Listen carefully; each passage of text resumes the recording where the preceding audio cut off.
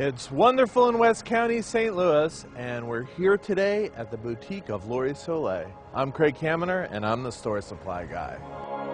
The name of the store is Laurie Solet, which is my name as well.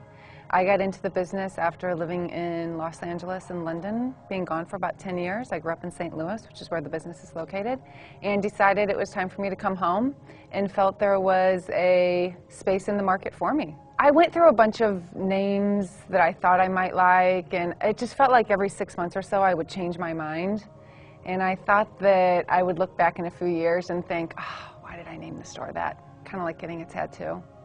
I've wanted to get one for a long time, but each year it changes, so I'm glad I've never done it. So I just decided on my name. When we first started out, we only had designer brands. Our private label didn't launch until about 1.5 years ago. So we were in the business for a solid 6 years prior to developing our private label. The recession came on, and we found ourselves in a place where we weren't as easily able to forecast our needs from a inventory level 6 months from now. Our private label allowed us to turn things around in 2 to 3 weeks as opposed to 5 to 6 months with designers.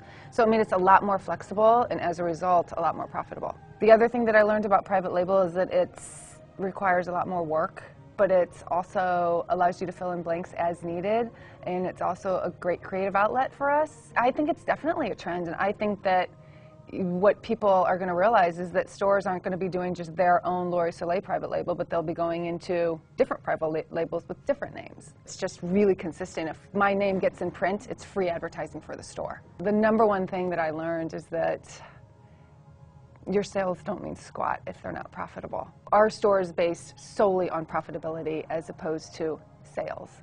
Obviously we want the sales, but the profitability margins have to be there. The one thing that we have always consistently spoken about and done across the board is 100% customer service and a comfortable feeling when you're in the store. People shop the feeling of the store as opposed to, I believe, the inventory of the store. They feel comfortable or uncomfortable within the first 5 to 10 seconds of walking in a place. And I never, ever wanted anybody to walk through that door and not feel like they were a friend that had just arrived that I hadn't seen in a long time. I'm Laurie Solet in St. Louis, Missouri. We have 2 locations at our boutique, also named Laurie Solet, one in Clayton and one in Town and Country. And we would love for you to check us out on our website at www.lauriesolet.com.